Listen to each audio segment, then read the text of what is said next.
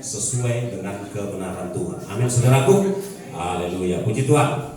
Baik, saudara, saya ada hal yang membuat saya senang dengan suasana perayaan Natal, ya, yaitu orang Kristen itu berlomba-lomba untuk merias diri.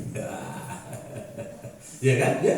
Wah, itu lebih dari bulan-bulan sebelumnya. Jadi di bulan terakhir itu ya puncak di mana orang Kristen merias diri, berpakaian baru, ya kan, sepatu baru, dompet baru, ikat pinggang baru, jam tangan baru, kebaya baru, rambut baru, kacamata baru, semuanya baru dan semuanya cantik-cantik dan ganteng-ganteng, saudara-saudara. Haleluya. Nah, itu bagus itu. Dan kenapa saya tertarik? Itu untuk merayakan loh ya, hanya merayakan kedatangan Yesus kali pertama udah seperti itu kan? Coba saudaraku untuk menyambut kedatangannya kali kedua lebih dari itu. Bukan secara jasmani tetapi secara rohani. Wah, keren. Kalau semua kita indah berdandan gitu kan, berdandan rohani, mulut kita didandani, ya kan, telinga kita didandani, hati kita didandani, perkataan kita didandani, semuanya, semua totalitas hidup kita terdandani secara rohani dan batinnya. Wow, keren, cakep di mata Tuhan. Amin. Mempelai pria itu pun nggak sabar lagi dia. Cakep nih waktu itu. Aduh, kata sang mempelai pria itu, ya kan? Karena sudah bersih semua, udah rapi semua, saudara-saudara. Sudah semua berpakaian rena, pakaian pesta gitu, saudara-saudara. Haleluya, pakaian rohani tapi. Haleluya. Jadi itu pelajaran yang saya petik dari orang Kristen yang suka rapi berdandan menyambut kedatangan yang pertama, akan diterapkan dalam menyambut kedatangan yang kedua kali. Baik, kita masuk dalam firman Tuhan. Bapak Ibu Saudara, saya ingin berbagi dari hal perbedaan pengangkatan, lari ke gunung, dilarikan ke padang gurun, dan juga mengungsi. Empat-empatnya ada dalam Alkitab. Yang pertama langsung saja saya rasa mau ditampilkan ayatnya tentang pengangkatan, ya, tentang pengangkatan. Kita bisa melihatnya di dalam 2 Tesalonika 2:7 dan 8. Ya. Kalau sudah ditampilkan, saya mohon kita semua atau satu orang bisa minta tolong Bang Yohanes mungkin bisa membacakan, Bang. Ya, nggak apa-apa, buka aja, mohon dibacakan. Oke, silakan dulu aja. Demikian firman Tuhan, karena secara rahasia kedurhakaan telah mulai bekerja, tetapi sekarang masih ada yang menahan. Kalau yang menahannya itu telah disingkirkan, terus naik. Pada waktu itulah si pendurhaka baru akan menyatakan dirinya, tetapi Tuhan Yesus akan membunuhnya dengan nafas mulutnya dan akan memusnahkannya kalau ia datang kembali. Terima kasih. Jadi Bapak Ibu Saudara, sampai di sini inilah ayat yang memastikan gitu ya, yang memastikan bahwa gereja yang kudus, setia, taat, yaitu mempelai Kristus, terangkat. Katakan terangkat. Iya, terangkat kita. Tidak ada kesimpang siuran, kan begitu? Artinya Alkitab tidak mungkin menentang ayat lain dari Alkitab. Jadi ini pasti pengangkatan, kan begitu? Nah, pelan-pelan kapan terjadinya? Ya kan? Kapan terjadinya pengangkatan? Suatu waktunya itu rahasia Tuhan. Bagian kita berjaga-jaga menjaga kekudusan. Amin, saudaraku. Bersiap-siap kita dalam doa, bersiap-siap kita dalam pakaian kita, tetap kita dalam posisi berdandan. Amin. Dalam posisi berdandan rohani kita. Tentulah pengangkatan itu terjadi setelah kursi di pesta pernikahan itu udah full book, sudah tertulis nama-nama di setiap kursi itu, kan? Jadi yang memenuhi kursi itu bisa tentu dari jemaat ini, kan gitu ya? Katakan amin. Itu jangan dilakukan. Lalu bisa juga yang memenuhi kursi itu dari India, dari Eropa, dari Afrika, dari mana-mana, ya kan, dari Tiongkok bisa juga, dari mana-mana.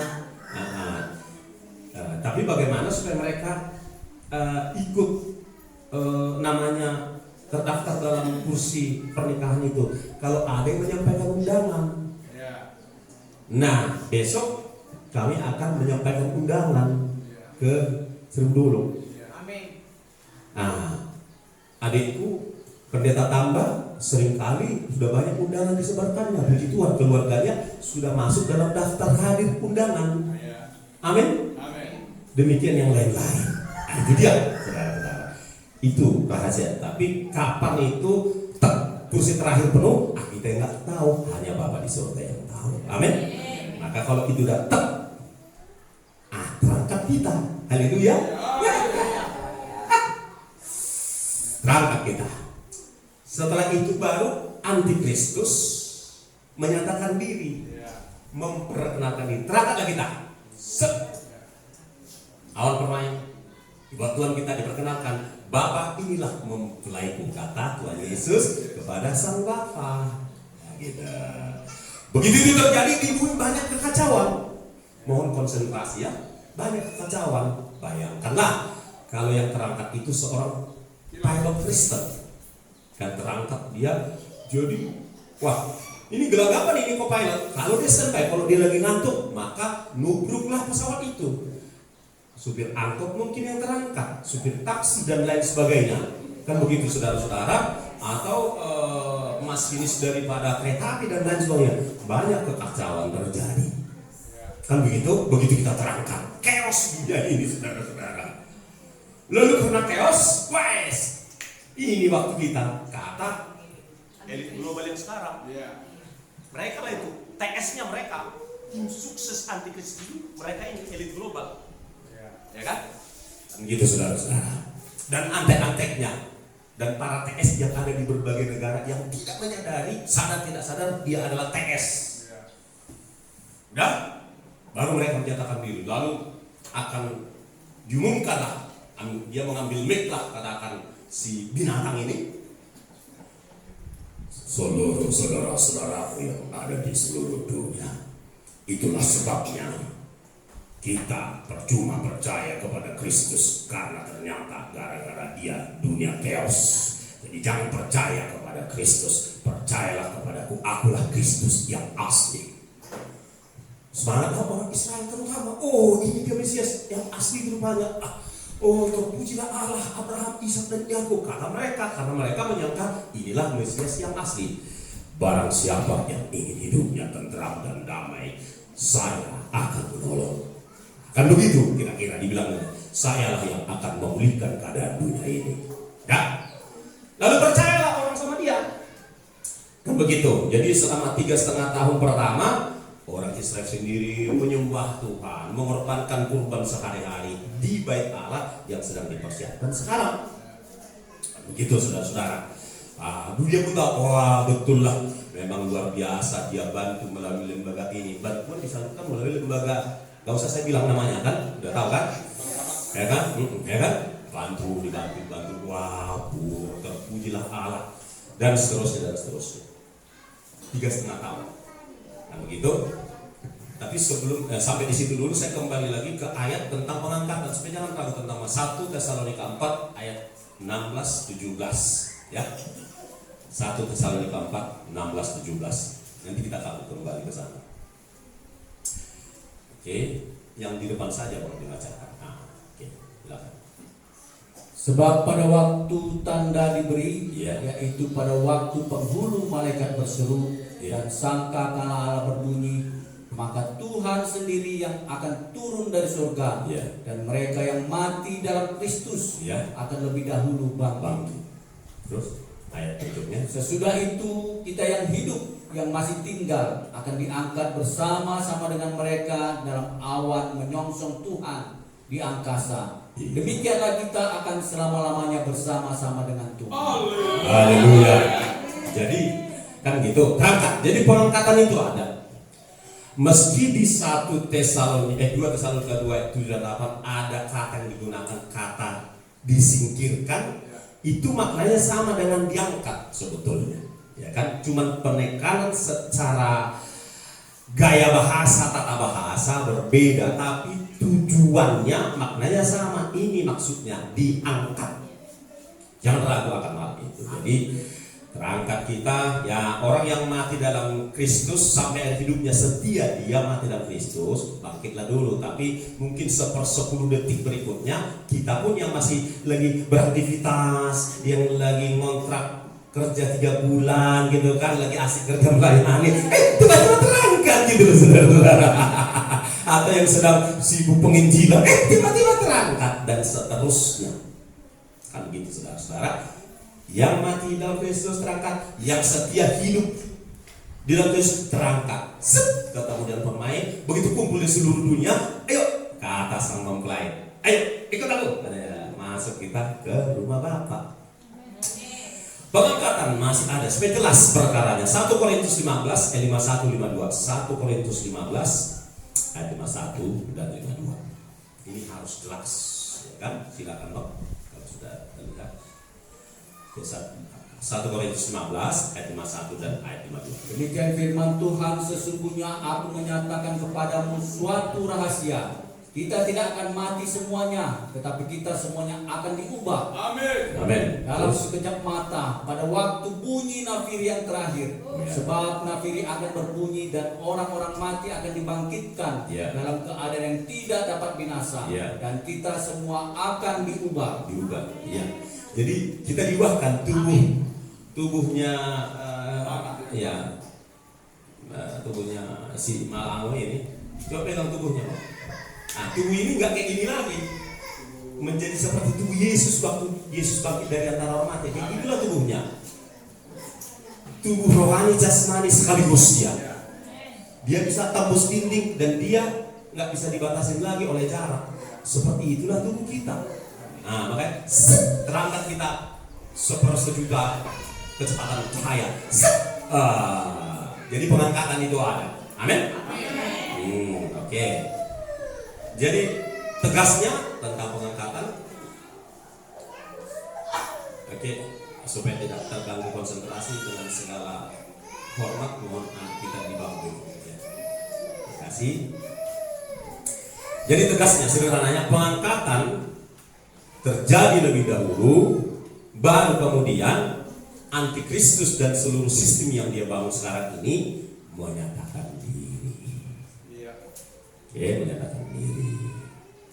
Dalam bahasa Yunaninya perlu nggak ya disebut sini? Apokalipte, apalah dokter ini repot. Tapi yang pasti dia menyatakan diri, kan begitu saudara-saudara. Jadi di situ masih oke semua. Wah, hebat ini. Untunglah ada agen-agen daripada sang juru selamat dalam tanda kutip itu di Indonesia misalnya kan. Wah, kita jadi kebagian apa ini, bantuan langsung tunai segala macam, bantuan kesehatan, bantuan, wah, terpujilah Tuhan. Itu kata orang. Itu belum. Tapi mungkin proses untuk memastikan setiap orang memakai tanda itu di situ akan lebih gencar. Gitu. Kalau pembantaian besar-besar itu belum terjadi di situ. Namun menjelang itu 3,5 tahun pertama, kesulitan tentu sedang kita alami saat ini. Memang dari saat sekarang pun sudah mulai kita alami kesukaran Bapak Ibu Saudara. Jadi kalau ada orang yang merasa bahwa kita sudah masuk di awal dari 3,5 tahun pertama, belum. Karena 3,5 tahun pertama baru dimulai kalau kita sudah terangkat dan kalau antikristus sudah memproklamirkan diri, gitu. Ya, jadi belum. Tidak mungkin ada 2 kebenaran di dalam satu Alkitab. Pasti hanya ada satu, kan gitu ya. Lalu kita lihat yang berikutnya. Oke, saya kira kita masuk ke ini aja langsung biar dapat dengan sederhana. Tadi udah pengangkatan, sekarang kita kupas lari ke gunung. Kita buka Markus 13 ayat 14. Nanti dipersiapkan dari Lukas 21 ya. Markus 13 ayat 14. Boleh ditampilkan dulu? Markus 13 ayat 14. Apabila kamu melihat pembinasa keji berdiri di tempat yang tidak sepatutnya, Ya. para pembaca hendaklah memperhatikannya. Ya. Maka orang-orang yang di Yudea haruslah melarikan diri ke pegunungan. Sampai situ dulu, Bang. Nah, pada waktu antikristus itu berdiri di tempat yang tidak sepatutnya, yaitu di bait Allahnya bangsa Israel yang sekarang ini, berdiri dia di situ, dan dia akan sesuai dengan kitab Daniel, nanti akan kita lihat di Daniel, kitab Daniel, dia akan menghujat Allah. Selain itu dia akan menghentikan ibadahnya bangsa Israel. Kan gini nih, Israel, semua bangsa Israel kan dikumpulin dari seluruh dunia sekarang supaya bisa ibadah bareng untuk beribadah bersama-sama dengan Mesias mereka itu gitu loh. Jadi makanya dari mana-mana diupayakan datang ibadah orang itu asik-asik ibadah nih 3,5 tahun. Udah, lalu datanglah si Antikristus, dihentikanlah ibadah itu dan mulailah dia menghujat. Yang dia hujat bukan saja Allah, tapi juga ilah-ilah nenek moyang mereka juga dia hujat. Pokoknya keluarlah sumpah serapah dari mulutnya. Lalu Tuhan Yesus mengingatkan kepada pendengarnya waktu Yesus di bumi, katanya, kalau kamu melihat dia sudah berdiri di tempat yang tidak patut, yaitu di bait Allah yang sekarang, si pembinasa keji sudah berdiri di situ, kalian yang di Yudea cabut, lari ke gunung. Kan begitu saudara-saudara, lari ke gunung. Nah kalau yang di Yerusalem barangkali tidak diperintahkan demikian, karena harus digenapi bahwa Yerusalem itu akan dihajar habis-habisan oleh di bawah Antikristus. Saudara-saudara. Nah, itu. Ayo kita lihat lagi dari Lukas 21 biar jelas nih. Lukas 21 mulai dari 20 hingga 24 supaya jelas di sana. Artinya Markus 13 ini harus kita lihat juga dari Lukas 20 supaya lengkap dia. Yuk, kita lihat. Lukas 21 ayat 21. Mulai dari 20 tolong. Ayat 20. Kita tolong ya. Apabila kamu melihat Yerusalem dikepung oleh tentara-tentara, ketahuilah bahwa keruntuhannya sudah dekat. Ya. Pada waktu itu orang-orang yang berada di Yudea harus melarikan diri ke pegunungan. Nah, itu nyambung kan dengan yang tadi, tapi lebih lengkap di sini. Terus terang. Dan orang-orang yang berada di dalam kota harus mengungsi. Muncul kata mengungsi. Jadi bukan yang ada di kota Limbaru, bukan yang ada di kota Cane, bukan. Bukan yang ada di kota Medan, bukan. Kota-kota yang ada di Israel. Karena ini ditujukan buat bangsa Israel. Jadi gini, mohon maaf nih. Sebagian orang Kristen, sebagian hamba Tuhan baca kurang cermat. Kalau saya bilang serampangan agak kasar, tapi kurang cermat, sehingga semua ayat itu diterapkan secara secara umum. Yang kedua gini, banyak orang Kristen merasa Alkitab ini semuanya 100% ditujukan kepada orang Kristen. Ada memang hanya untuk orang Israel. Sebutlah misalnya kewajiban 3 kali setahun ke Yerusalem. Kan itu ditujukan hanya kepada bangsa Israel. Ada kewajiban bagi orang itu ikut perayaan di sana 3 kali setahun. Tapi datang hamba-hamba Tuhan, orang-orang Kristen dari belahan dunia yang lain, termasuk Indonesia, dibawalah Holy Tour. Dibawalah ke sana karena ini ibadah kita, karena ada tertulis dalam Alkitab. Jadi ini juga ibadah kita katanya. Ya soal di balik itu ada cuannya. Saya nggak mau urusin lah. Karena lumayan tuh dari 29 orang, gua bisa dapat 1 orang per 30 juta. Wih, lumayan sekali. Pergi ke sana semua udah ditanggung, tapi pulang-pulang gua ngantongin 30 juta, bos. Itu urusan mereka. Tapi itu perjaraan lah. Maksudnya apa? Itu akibat tidak cermat memahami Alkitab. Jadi salah dipraktekkan jadinya, saudara-saudara. Jadi simpelnya, sederhananya, ada Alkitab ini memang ditujukan buat bangsa Israel, ada ditujukan buat khusus gereja. Khusus gereja yang mana? Mulai dari Kisah Para Rasul sampai kitab terakhir, itu khusus gereja. Kalau 4 kitab pertama masih campur, seperti ini kan? Kadang kepada bangsa Israel, kepada orang Kristen, kepada murid-muridnya, sorry, kan begitu. Tapi begitu Kisah Para Rasul itu semua sudah ditujukan kepada gereja. Masuk ke Perjanjian Lama itu semua penerima buku itu orang Israel, belum ada gereja. Tapi kalau ada di sana rema di dalam Perjanjian Lama itu, ya kita boleh terapkan. Tetapi untuk hal yang sifat rohania, tapi kalau yang bersifat jasmaninya enggak. Misalnya apa? Ya kan? Di Perjanjian Lama, misalnya sunat. Ya, jangan tanggung-tanggung. Kalau mau melakukan seluruh kita bisa secara membabi buta, sunat juga lah. Kan gitu. Jadi ada yang memang untuk bangsa Israel saja, ada untuk kita. Tapi ada juga untuk seluruh dunia. Kan begitu, saudaraku. Jadi dalam hal inilah perlu, apalagi kita hamba Tuhan sebagai narasumber perlu belajar lebih teliti. Oke, kita lanjutkan, saudaraku. Bisa dilanjutkan baca tadi, Bang. Dan orang-orang yang berada di pedusunan jangan masuk lagi ke dalam kota. Iya. Kalau kembali kita misalnya ke Matius 24, nanti simpan dulu. Itu dulu biar jelas, supaya jangan terlalu jangan terlalu melebar kemana-mana. Jadi yang pertama tadi pengangkatan udah jelas nih, ya. Kemudian lari ke gunung udah jelas juga nih, ya. Yang ketiga, mengungsi udah jelas kepada siapa ditujukan. Yuk, sekarang kita lihat lari ke padang gurun. Kan begitu kan? Dilarikan ke padang gurun. Mari kita lihat dari Wahyu 12 ayat 6. Begitu ya. Wahyu 12 ayat 6. Silakan. Wahyu 12 ayat yang ke-6. Demikian firman Tuhan.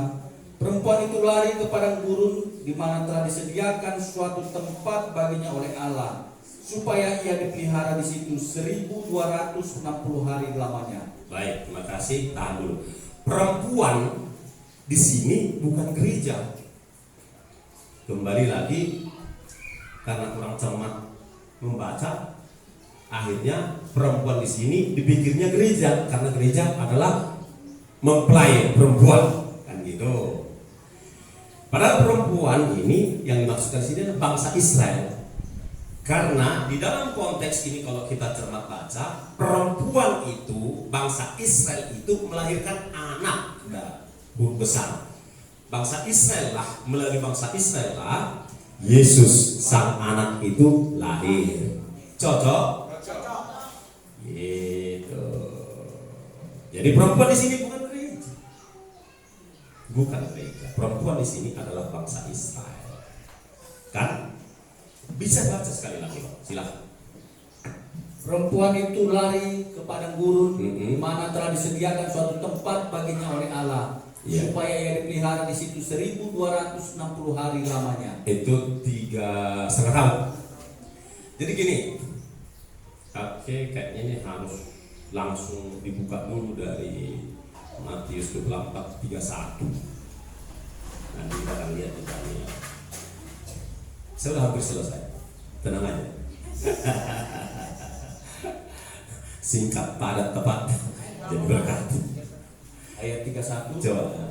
Dan ia akan menyuruh keluar malaikat-malaikatnya dengan meniup sangkakala yang dahsyat bunyinya, dan mereka akan mengumpulkan orang-orang pilihannya dari keempat penjuru bumi, dari ujung langit yang satu ke ujung langit yang lain. Terus Tarilah pelajaran dari perumpamaan. Sabar, sampai di situ dulu. Jadi gini. Kembalikan tolong.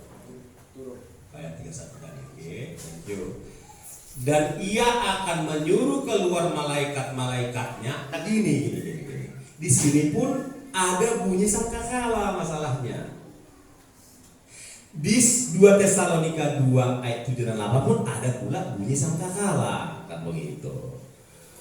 Mereka pikir sangkakala yang di 2 Tesalonika itu adalah sangkakala ini. Sebenarnya sederhana. Banyak kali sangkakala Tuhan. Tapi gitu. Dan banyak kali dia menipu sangkakala. Jangan dipaksakan sangkakala yang di 2 Tesalonika itu adalah sangkakala yang di sini. Ya kan? Ya kan? Nah, ini gini. Ini kapan terjadi? Setelah si pembinasa keji berdiri di bait Allah dan akan memulai penyiksaan besar-besaran itu, maka Allah menyuruh malaikatnya untuk menjemput bangsa Israel yang setia percaya kepada Allah dan percaya kepada hukum Taurat Musa. Gitu. Ada juga bangsa Israel ateis. Bill Gates itu ateis itu, ya kan? Mark Zuckerberg itu ateis, George Soros itu ateis semua itu. Yang ada di elit global itu ateis semua. Tetapi banyak bangsa Israel saat ini masih setia dan taat kepada hukum-hukum Musa. Lalu siapa lagi orang-orang pilihannya? 144.000 orang Kristen Yahudi yang sudah menjadi Kristen akan tinggal untuk menjadi penginjil. Selama 3,5 tahun mereka akan menginjili, saudara-saudara. Siapa lagi kira-kira yang yang akan dijemput itu? Yang pasti, yang pertama yang bisa dapat dipastikan adalah orang-orang Israel. Seperti orang Israel kan ada di Manado, Ya. ada, mereka tetap dengan tradisi agama tradisinya kan, di Ambon, ya kan, di Maluku, di Papua paling banyak. Ya. Itu orang Papua itu gennya, DNA-nya itu Yahudi. Mungkin sekitar 25 tahun yang lalu seorang hamba Tuhan dari Papua jalan-jalan ke Israel, meninggal di sana, periksa di rumah sakit, orang rumah sakit di Israel kaget karena ditemukan DNA-nya Israel, DNA-nya Yahudi. Ini dari mana? Ini dari Papua. Wah, jangan kasih pulang lagi, biarkan dia dikuburlah dia di sana. Jadi ada peneguhan bahwa orang Papua itu keturunan Israel. Kapan? Zaman Salomo. Kan Salomo suruh cari kayu gofir dan banyak dapat dari Indonesia, suruh cari emas dan tambang emas itu ada di Papua banyak, dan bukan hanya sampai di Papua tapi juga ke Solomon Island, Pulau Salomo, kan gitu kan, saudara-saudara. Itu zaman Salomo, orang Israel itu ada singgah dan nyangkut di Papua. Perhatiin aja, mereka sama-sama hitam dengan orang Afrika, tapi scale-nya, tengkoraknya, ininya beda dengan orang Afrika. Beda, hidungnya gede, ya ciri-ciri Yahudi lah. Oke, intinya tadi ayat itu bahwa akan turun malaikat Tuhan untuk menjemput orang Israel, badannya langsung diangkat. Jadi bangsa Israel menurut Wahyu 12 ayat yang ke-6 tadi akan dibawa kemana tadi? Kan begitu? Dan sini kan mengumpulkan orang-orang pilihannya dari tempat penjuru bumi dan penjuru dasar. Nah, ini peristiwanya sama. Bahwa orang-orang Israel itu akan dikumpulkan di satu tempat yang telah disediakan oleh Allah. Mengenai ini masih bisa kita diskusikan. Kemungkinan tempat yang disediakan itu adalah akan muncul Mikael, pemimpin besar itu, yang akan mendampingi anak-anak bangsamu, dan akan ada suatu waktu kesesakan yang besar, seperti yang sebelum pernah terjadi sejak ada bangsa-bangsa sampai pada waktu itu. Tetapi pada waktu itu bangsamu akan terluput, yakni barang siapa yang namanya didapati, namanya tertulis dalam kitab itu. Bangsa Israel yang namanya tertulis, kan begitu? Orang-orang pilihan itu tertulis namanya dalam kitab kehidupan itu. Kalau kita udah aman di surga, bangsa Israel di masalahnya di bawah. Kan gitu saudaraku. Oke. Jadi mereka akan terluput, tidak lagi masuk di dalam 3,5 tahun masa kengerian itu, saudara. Kan begitu. Lalu sesuai dengan ini, nggak jumpa nih, kan nggak ketemu Daniel dengan penulis Matius, nggak jumpa, tapi mereka menyampaikan hal yang sama. Ayo kita buka dari Matius 24 ayat 21-22. Silakan. Matius 24 ayat 21. Sebab pada masa itu akan terjadi siksaan yang dahsyat seperti yang belum pernah terjadi sejak awal dunia sampai sekarang dan yang tidak akan terjadi lagi. Kan cocok kan dengan yang dari Daniel tadi kan? Cocok dia. Nah, padahal nggak saling kenal loh. Kan gitu. Karena yang memberitahu roh yang sama, Roh Kudus. Jadi inilah yang disebut dengan tribulasi. Masa kesukaran besar, masa kesesakan besar, inilah dia, saudara-saudara. Kita nggak masuk ke situ, ya, kita nggak masuk di situ. Kalau kita buka lagi, coba kembali lagi ke Daniel 9:27. Coba kita simak apa dikatakan di sana. Oke. Oh, langsung saja supaya nggak berbelok-belok. Wahyu 7:14, Wahyu 7:14 saja. Wahyu 7:14. Daniel sudah menyatakan, kitab Matius sudah menyatakan. Kita lihat juga Wahyu. Yuk, silakan. Wahyu 7:14. Maka kataku kepadanya, Tuanku, Tuhan mengetahuinya. Lalu ia berkata kepadaku, mereka ini adalah orang-orang yang keluar dari kesusahan yang besar, dan mereka telah mencuci jubah mereka dan membuatnya putih di dalam darah anak domba. Ya. Jadi orang-orang yang keluar dari masa kesesakan besar itu, Bapak Ibu Saudara, adalah mereka yang sudah mencuci kehidupannya, dibasuh dosanya oleh darah Yesus. Amin, saudaraku. Dan gini, siapa lagi kira-kira yang bakal ikut? Ini kan nanti setelah ini kan masuk kita ke Zakaria 14. Di Zakaria 14 itu dijelaskan kita udah turun nih bersama dengan Tuhan Yesus. Yesus menginjakkan kakinya di Bukit Zaitun.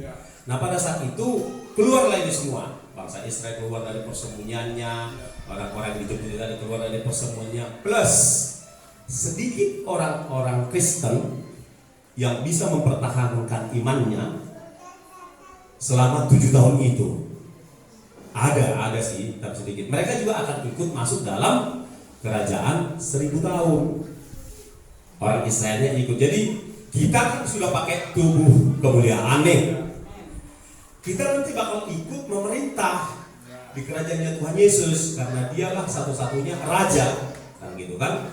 Jadi kita memerintah mereka yang pakai tubuh biasa.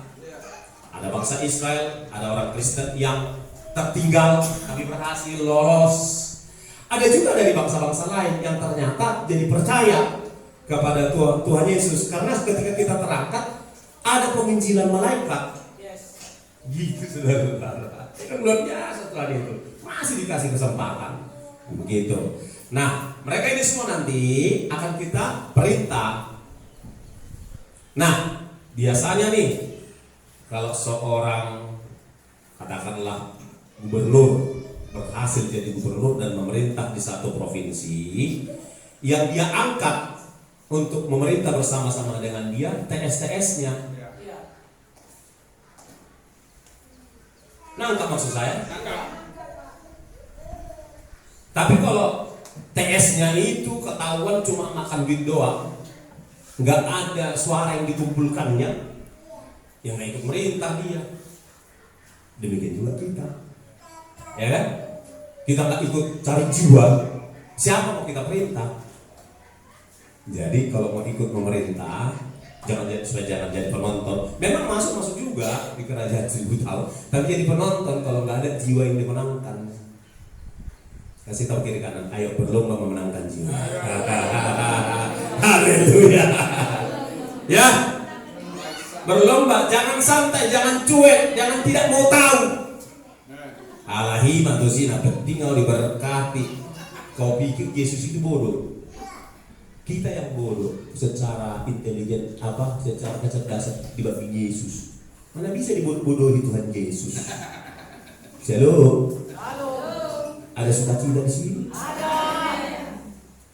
Semua militan mencari jiwa. Tak sendiri berkata amin. Tertuduh dirinya. Ada kesempatan. Ya, banyak orang yang sudah minum jus karena terpaksa, karena ketidaktahuan. Ya. masih bisa kita jangkau. Amin. Haleluya. Haleluya. Itu udah jelas kan? Pengangkatan terus ada, udah jelas pengangkatan, jelas dilarikan ke gunung, jelas mengungsi di kota mengungsi kan begitu saudara-saudara, jelas ada yang dijemput. Saudaraku, Daniel 14 nanti bacalah sendiri. Itu karena disitulah kedatangan Yesus kali kedua. Kalau pengangkatan ini bahagian dari kedatangannya kali kedua. Tapi kalau kedatangannya kali kedua badannya ikut, itu di Zakaria 14. Bapak Ibu Saudara baca nanti ya. Ya, tolong dibaca sendiri. Nah, sekarang kita masuk bagian akhir daripada pelajaran singkat kita ini. Saudara, tahun 2022 sampai tahun 2030 saya tidak bisa menduga-duga. Ya, mari kita sama-sama cermati, kan? Gitu ya. Namun saya merasa bakal semakin meningkatnya kesulitan, kan? Gitu kan? Bakal meningkatnya kesulitan di seluruh dunia, termasuk ke kita dipersulit.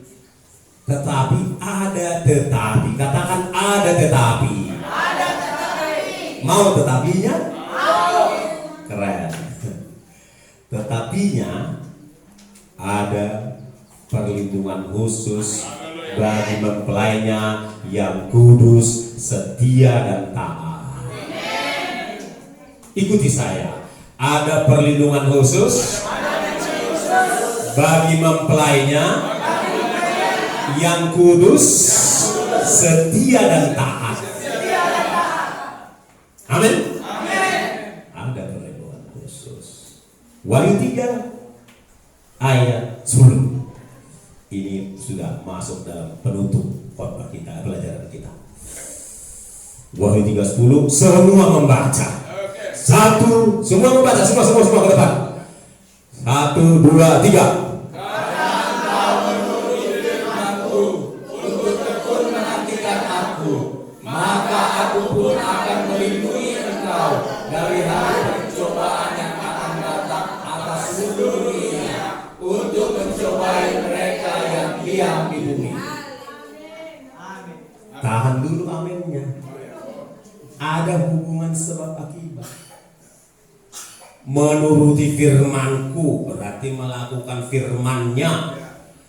Dan tekun, tekun dan gaib, tekun menantikan Yesus dan gaib. Enggak sekedar tekun. Tekun beribadah, bagian dari melakukan firman. Amin. Tekun cari jiwa. Amin. Tekun juga menguasai diri. Tekun menjaga kekudusan. Tekun berdoa. Tekun penyembahan. Tekun nggak asal. Bukan tekun pegang HP. Bukan tekun pegang HP. Pas lah itu. Jangan HP aja yang kau lihat 24 jam. Bertobat kau. Dari bangun sampai tidur. Kasih tahu, ingatkan. Bertobat yuk. Serius ya. Nanti kalau keras ngomong dari sini nggak nyaman, jadi dilebut-lebutkan suaranya. Amin, saudaraku. Bukan bertekun cari mall yang buka, bukan bertekun men-searching apa yang mau dibeli online. Ada yang bertekun asik cari barang online aja. Itu rata-rata kayak gitu Kristen di Filipina. Di Medan enggak. Ya kan? Bertekunlah membangun hubungan dengan Tuhan. Amin. Bertekun menjaga kekudusan. Haleluya. Betul menomor satukan Tuhan di atas segalanya. Amin. Kok aminnya lemas? Wahyu 6 ayat 6 ini jaminan, ini pun jaminan, tapi ada syarat. Wahyu 6 ayat 6. Sama-sama kita, sama-sama. Dan 1 2 3. Semua teman anak-anak yang di belakang. 1 2 3. Dan aku mendengar seperti ada suara di tengah-tengah keempat makhluk itu berkata, secupak gandum sedinar dan 3 cupak jerai sedinar, tetapi janganlah rusakkan minyak dan anggur itu. Secupak gandum sedinar berbicara tentang kesulitan ekonomi. Ikan gembung biasanya kan cuma 28. Ini sekarang udah 36 kilo. Padahal istri awak bawa ke kedai cuma 50. Itulah eceknya. Kan akhirnya agak di press ya lah. Setengah kilo udah dibelinya supaya bisa beli bawang. Dan seterusnya, itulah tanda-tanda kesulitan ekonomi. Oleh sebab itu jangan hambur-hamburkan uang sekarang. Amin. Betul bahwa komoditas tidak akan laku, tapi kan kita masih butuh uang. Jangan dihambur-hamburkan, ya kan? Tapi kalau soal konsumsi ada yang rela bawa lauk A, lauk B, itu bukan hambur namanya. Dia rela membawa. Tapi kalau uang kita misalnya cuma 500.000 lalu ada pula yang nambah 500.000 kita habiskan semua 1 juta, itu namanya hambur. Nggak cocok. Setuju? Harus dengan perhitungan yang baik. Haleluya. Nah, tapi kabar baiknya itu tadi tuh, penggalan kedua. Jangan, ayo Bang, silakan Bang. Jangan rusakkan minyak dan anggur itu. Ya kitalah orang yang diminyaki, kitalah kebun anggurnya Tuhan. Jangan dirusakkan. Yang lain boleh akan hebat mengalami kesulitan, tapi kita akan dipelihara. Amin. Haleluya. Katakan ada aja jalan Tuhan. Ada aja jalan Tuhan Memeliharaku. Amin. Ada aja jalan Tuhan. Gak usah ditanya kayak mana cara memelihara Tuhan. Bukan urusan kau. Itu suka-suka Tuhan. Suka-suka Tuhan. Mau Tuhan. Amin. Suka-suka Dia. Semua segala sesuatu ada dalam kedaulatannya. Amin. Termasuk otak manusia, termasuk otaknya antikristus dan grupnya ada juga di bawah kendali Tuhan. Amin. Termasuk artificial intelligence, you understand that? Kecerdasan buatan, ya kan? Itu pun di bawah kendali Tuhan. Termasuk robot, Sophia robot, you know Sophia robot? Itu sekarang robot yang paling terkenal. Itu pun di bawah kendali Tuhan. Amin. Percaya apa misi? Haleluya. Sisa 3 ayat lagi. Ibrani 12, 28, 29. Ini semua jaminan. Ibrani, ayo Bang. Semua lah supaya jangan asik. Ada juga kurang asik lihat tapi jawab WhatsApp. Chatting-chattingan. Ke depan semua. Haleluya. Ayo, silakan. 1 2 3. Jadi karena kita menerima kerajaan tidak tergoncangkan, marilah kita mengucap syukur dan beribadah kepada Allah menurut cara yang berkenan kepadanya dengan hormat dan takut. Wow, katakan wow. Di atasnya itu ayatnya segala sesuatu digoncang, dompet digoncang, ya kan?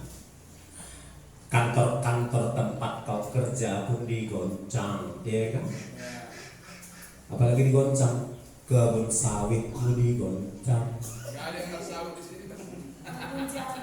Kebun jagung semua digoncang. Tapi ulah kambiar nakku. Uai. Bahasa Simalungan itu apa? Dengan dong habiar. Lang ulang. ulang nas yang mabiar. Haleluya, tepuk tangan untuk Tuhan.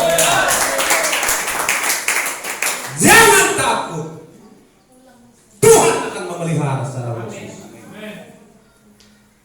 Karena kita ada dalam kerajaan yang tak tergoncangkan. Memang ayat sebelumnya berbicara tentang segala sesuatu digoncangkan. Kita pun ikut digoncang juga iman kita itu karena naon. Nggak menipis ke kiri.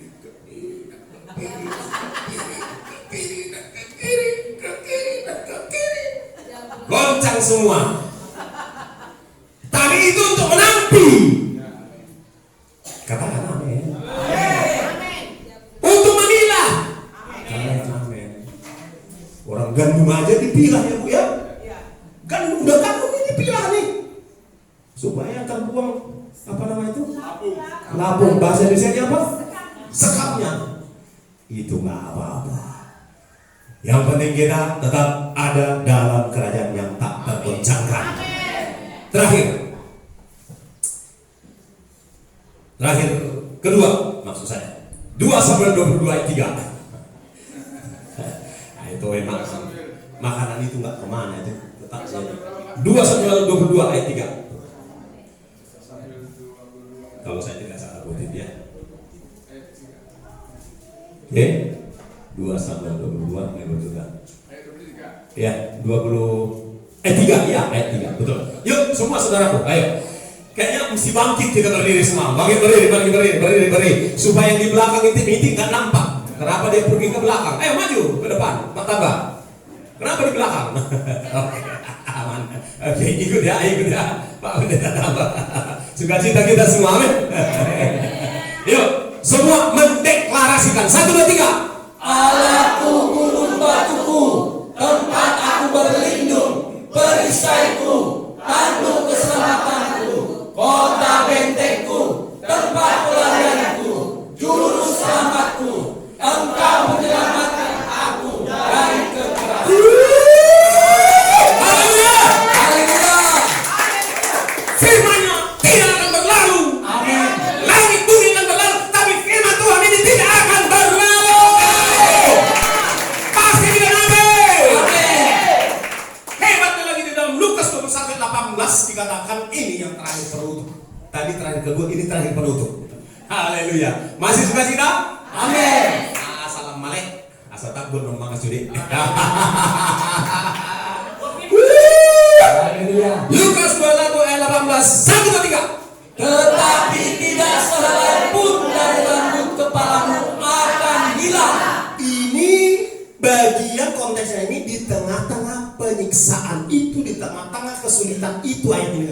Kalau saudara baca ke atasnya, sengaja saya hanya langsung kayak ini supaya tidak memakan waktu. Jadi sehelai rambutmu pun tidak akan hilang, akan dipelihara Tuhan di tengah-tengah kesulitan itu.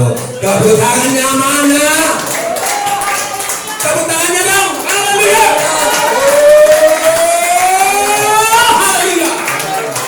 Haleluya. Haleluya. Hatiku penuhnya. Ayo. Kita akhiri dengan begitu. Sukacita kita. Haleluya. Semua bernyanyi, anak-anak kami juga ikut bernyanyi ya. Haleluya. Semua sukacita. Haleluya. Bersukacita kita. Ya, jangan ada yang takut. Haleluya. Saya harap saudara renungkan kembali firman Tuhan ini. Tuhan berharap saudara tidak akan ada keraguan lagi bahwa saudara dipelihara. Haleluya. Ya, bahwa kita tidak ikut masuk dalam masa tribulasi itu. Hei, yang mau menari. Bisa dipimpin Bu. Bantu. Lepas tadi itu. Tadi pas. Tadi enak. Ayo. Silakan. Hei, lepaskan. Lepas. Haleluya.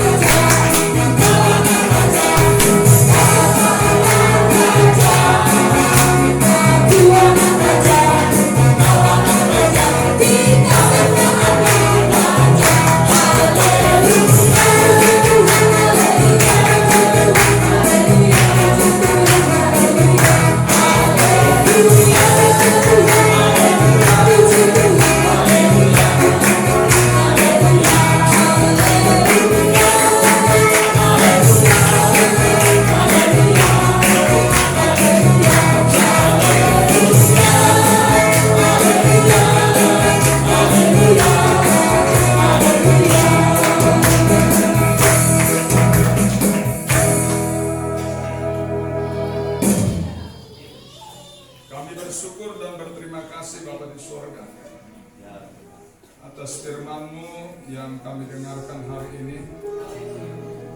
Berkati hamba-Mu Bapak Jogi Sidabuta. Biarlah Engkau terus memakai hidupnya Tuhan sampai berakhir tugasnya di muka bumi ini. Kau tolong beliau dalam segala perkara. Berkati rumah tangganya. Berkati Tuhan pelayanan-pelayanannya. Haleluya. Biar Engkau bertambah-tambahkan hikmat pengetahuan yang dari Engkau sendiri. Haleluya. Sehingga setiap orang yang diajar menerima kebenaran pakai dalam segala hal. Mampukan Tuhan. Amin. Terlebih Engkau mencukupkan segala apa yang mereka Ya perlukan Tuhan. menurut kekayaan dan kemuliaan. Haleluya. Terima kasih Bapa di sorga. Begitu juga sebentar Tuhan kami akan masuk dalam perjamuan kudus. Saat ini Tuhan tersedia roti dan anggur. Kami berdoa Tuhan. Kami berdoa sebelumnya kuduskan kami. Ampuni kami atas segala pelanggaran kami. Layakkan kami Tuhan sehidangan dengan Engkau dalam perjamuan kudus anak domba Allah. Haleluya. Begitu juga roti Tuhan saat ini Tuhan. Berkati roti dan anggur ini menjadi tubuh dan darah Tuhan Yesus.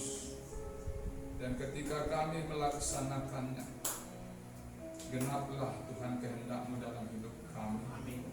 Kami akan mengenang semuanya seperti Engkau mengatakan, kenanglah aku dengan peristiwa ini. Oleh karenanya Tuhan, kami mengucap syukur Thank you Lord Jesus. karena Engkau Tuhan melayakkan perkenankan kami hari ini untuk sehidangan dengan Engkau. Terima kasih Tuhan. Sebelumnya kami Tuhan mengoreksi hati kami, mengoreksi pikiran kami, dan hadirlah saat ini. Pimpinlah kami dalam perjamuan ini, sehingga nama-Mu saja yang dipermuliakan. Amin. Dalam nama Yesus Kristus kami berdoa. Amin.